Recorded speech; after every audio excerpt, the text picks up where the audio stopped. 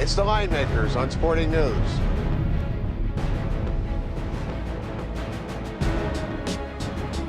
Game 2, Hawks and Pacers. Welcome to the Linemakers on Sporting News. I'm Micah Roberts with Ricky Herron. Rick, this game's on NBA TV, which kind of shows you that it's the least favorite of the public and the networks from a viewing aspect.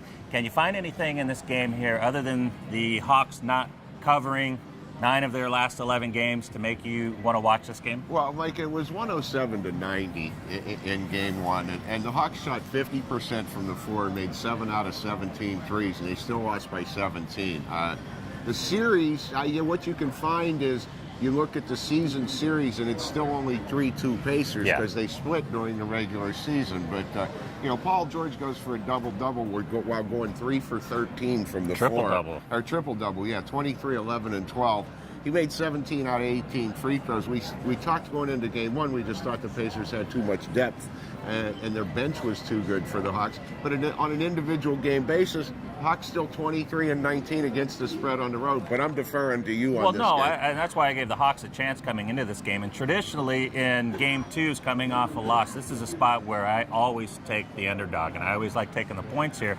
But the way that the Hawks have played lately, they just haven't given me any incentive to make a play on them here, and it might have to be a situation where I pass and maybe look at the total more, because there seems to be more trends showing in that direction of a high-scoring game. The last four times they played each other, all 4 of them went over. Total went up to 188 for this game.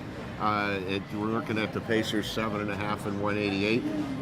Personally, Mike, for me, I think for the Hawks to have a chance, they have to slow it down. Mm-hmm. But from the trends, if you're looking at the total, you have to be looking at playing the over. And 3 points is a big jump from what the game 1 was, and from what we've seen traditionally with most of the Pacers games this season. They have been a good under team, but lately, because the number's so low, they've been going over the numbers. So we're looking at over 5 of the last 6 games for the Pacers. That's the same figure for the Hawks in their last 6 games.